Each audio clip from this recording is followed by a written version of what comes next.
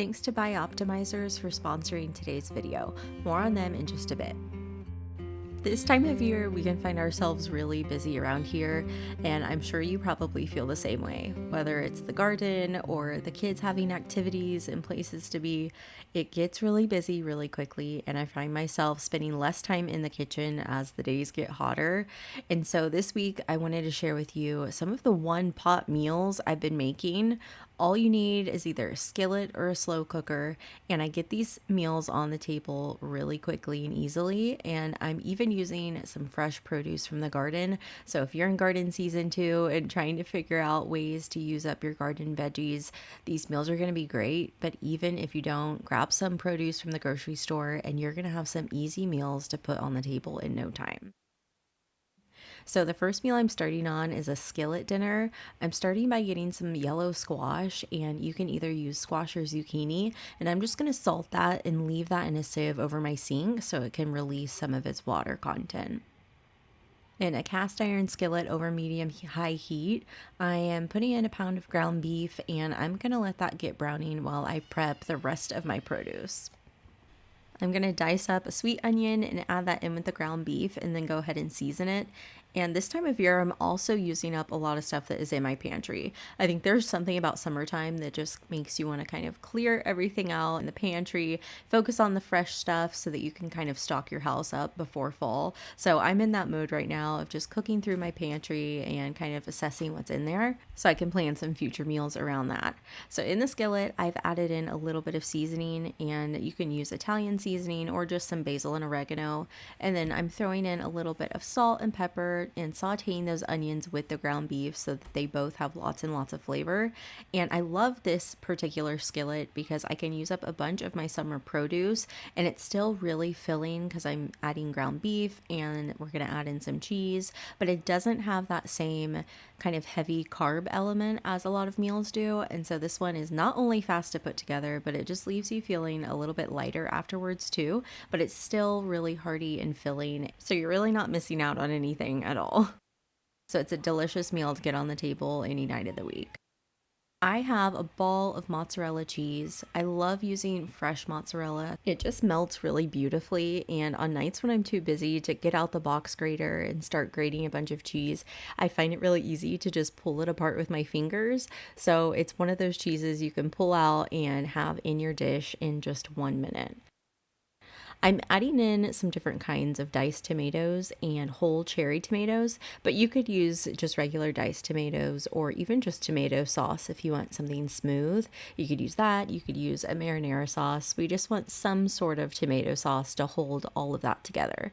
So I'm adding in some sauce and I'll let that simmer for a few minutes, and then I'm going to add in the zucchini. And that's after I rinsed off the salt we had on it earlier and just gave it a little bit of a dry off.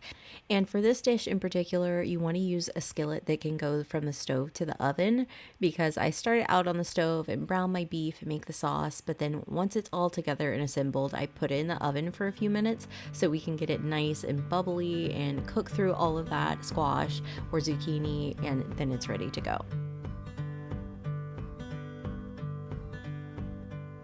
I'll add in a little bit of the Parmesan cheese now, along with a drizzle of olive oil, and I'll stir that all up so that it's nicely distributed. And then I will top it with that mozzarella cheese and a little more Parmesan, and then get it in the oven until it is nice and bubbly brown.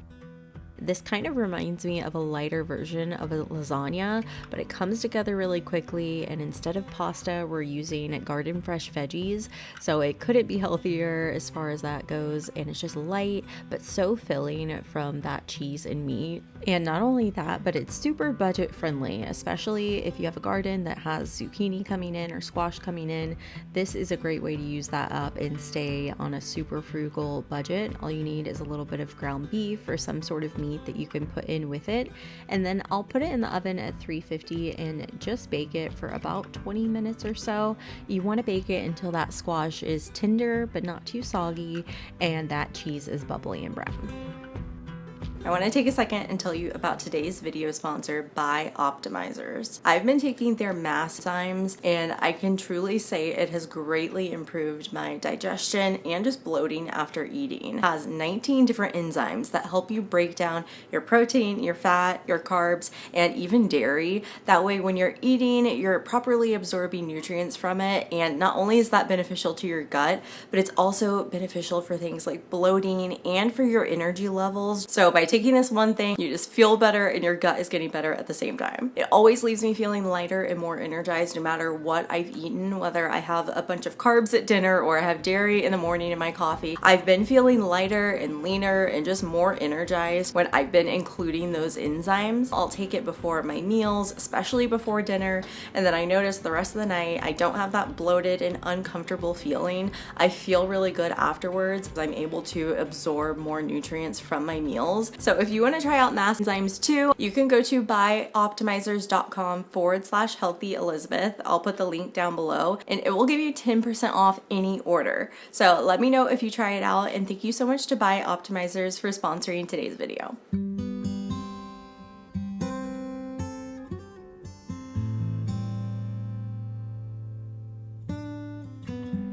While that's baking, I'm getting something else prepped for tomorrow because I know tomorrow's going to be kind of a busier day and I'm going to be making a slow cooker recipe, but I need a few things to go along with it. So for me, to make sure that we're eating dinner at home, the best thing that I can do is to prep something the day before in advance.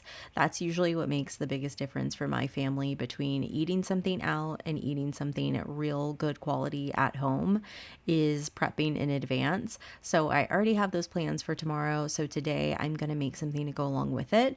And right now I am making my simple cabbage salad or slaw, and I make this all the time. This is just cabbage and some onion, and you make a really easy vinaigrette, and you use a little bit of apple cider vinegar and honey and some oil to do that. And it's almost like a quick sauerkraut because of the probiotics in the apple cider vinegar, but then we're leaving the cabbage just in its natural form. It's not fermented. So it goes really quickly and it's refreshing, and even my kids will eat it like candy because there's something about the dressing that just makes it really tasty. So I'm slicing up some Vidalia onion nice and thinly, and we're going to put that into the dressing that I made in the bowl first. That way those onions almost start to pickle and it just takes the edge off a little bit. And then you can use your knife or you can use a box grater and grate up some green or red cabbage. Either works just fine, but I'm going to go ahead and take the core out of it and then grate or shred up everything really thinly with my knife and add that into the dressing.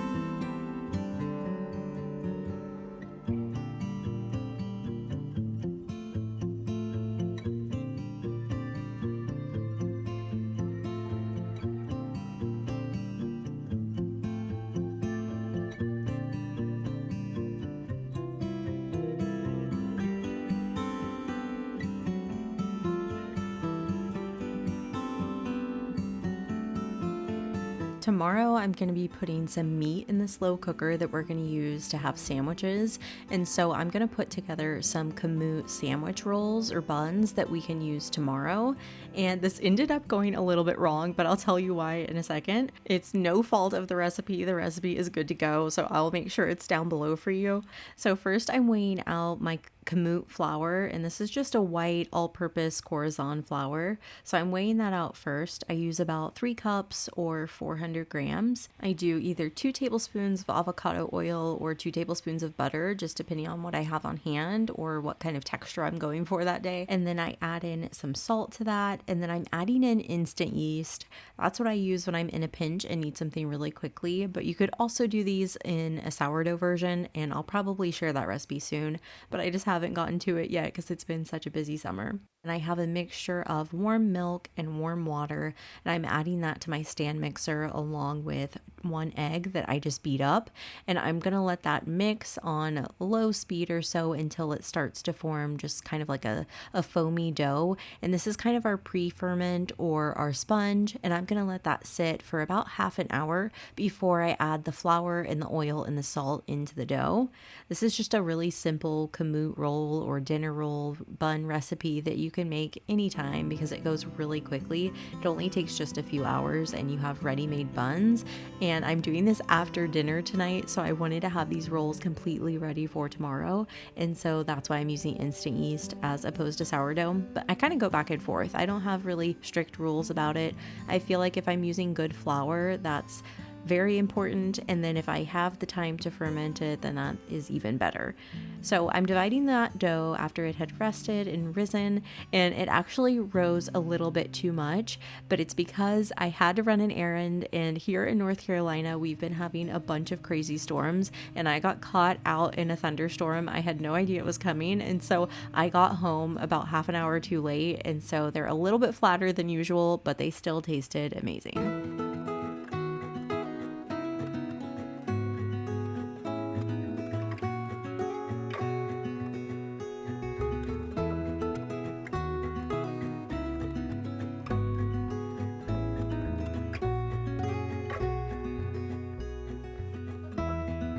The next day is when I got the pork going in the crock pot to make our pulled pork sandwiches, but I'm not doing just regular barbecue sandwiches. I didn't have the ingredients to make my own homemade barbecue sauce this day, and usually most of them from the store don't have the best ingredients, so I try to make my own if I do, but I didn't have everything, so I'm trying a different version today that's just a little more tomato based. So I have a pork roast in the slow cooker, and I'm adding in a sliced up onion, and I rub down the pork with some tomato paste just so I can make sure there's lots of richness in there.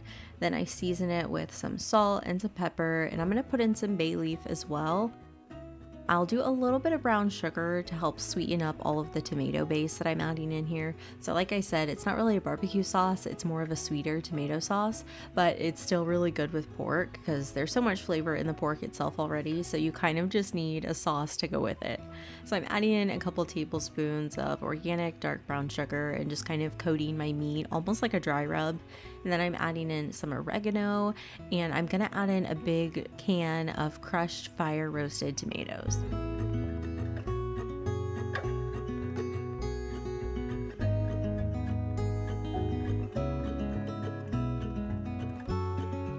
I'm adding in some paprika and a little bit of chipotle chili powder, which adds a little bit of heat, but I'm not adding much. It just kind of does almost what a little bit of adobo sauce would do and just gives it a little bit more flavor and smokiness. You can leave that out or just do a little bit of paprika and a pinch of cayenne if you want that warmth, but definitely do the paprika so it has lots of flavor. Then I'm adding in that can of crushed fire roasted tomatoes. These are always in my pantry and I usually have way too many cans of them, so I need to start using them up, and things like this are the perfect way to use it. Just make a nice healthy tomato sauce, and that goes with so many different dishes. So I'm gonna put the lid on and let this cook low and slow all day.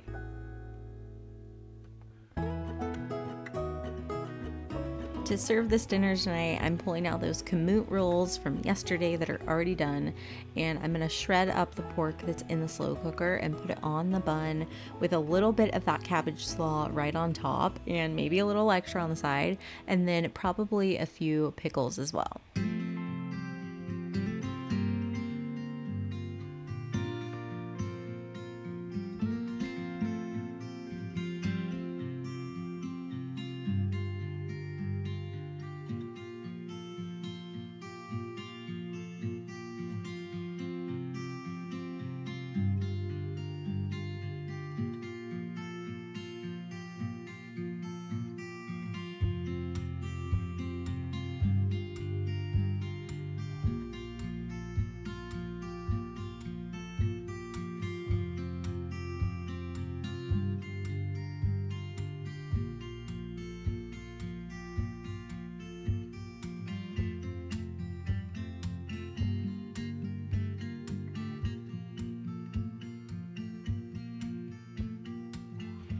Tonight I'm making one of our favorite sides to go with a little bit of grilled meat.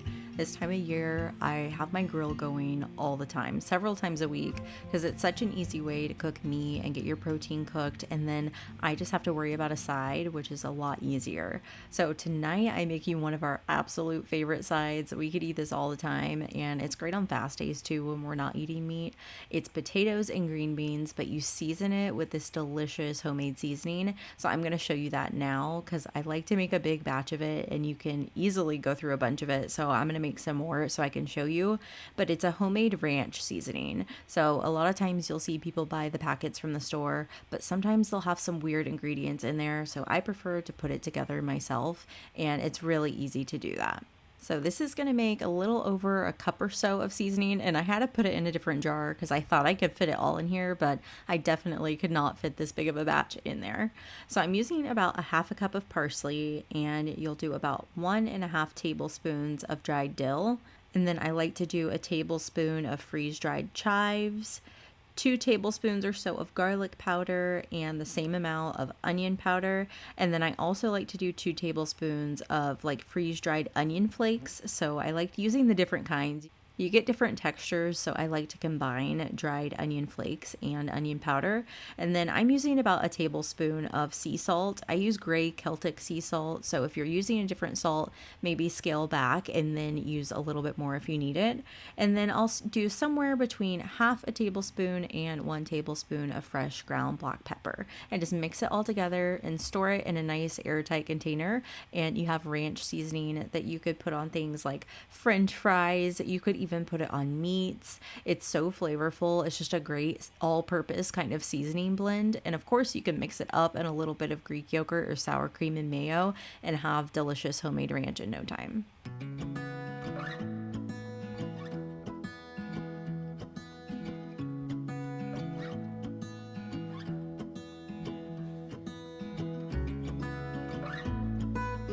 This is definitely one of those sides that you could bring to a potluck or a cookout, and this is something that my kids will eat without a doubt. Between the bacon and the potatoes, you could sneak really any green veggie in here and they would for sure eat it.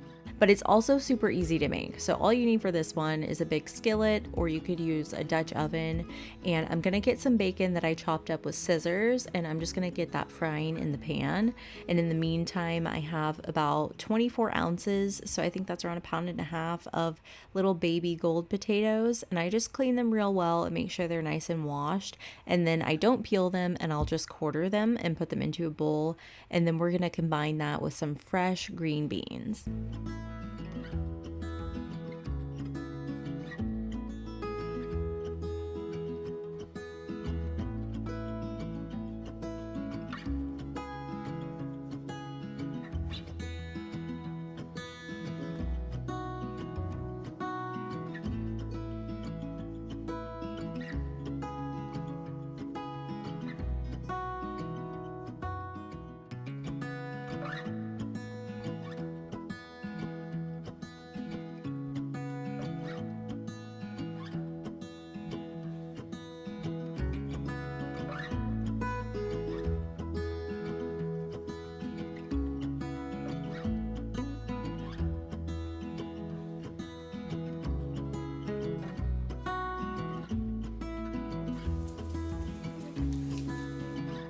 I like to use the fresh, loose green beans because I feel like the texture is so good. Sometimes if you get green beans and they're in the kind of plasticky wrapper, they can have a little bit of slime to them. So you might want to rinse them off really well first anyway, but rinse them and then trim those ends off of the green beans. And I just love the loose ones because their flavor and texture just always seems better to me for some reason. I don't know if this happens to you, but it happens to me.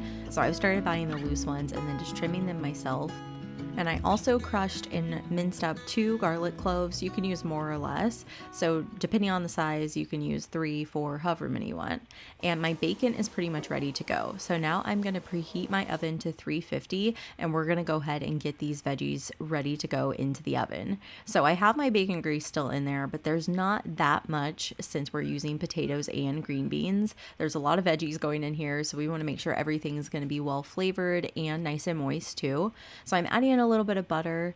Then I'm sprinkling in around 3 tablespoons or so of that homemade ranch seasoning. And if you're using a packet of ranch seasoning, if you already have one in your pantry, that is fine. Go ahead and use it. It's the equivalent of about 1 package of ranch seasoning. So then I'm adding in all of those potatoes and green beans, and I kind of stir the seasoning into the bacon grease and the butter.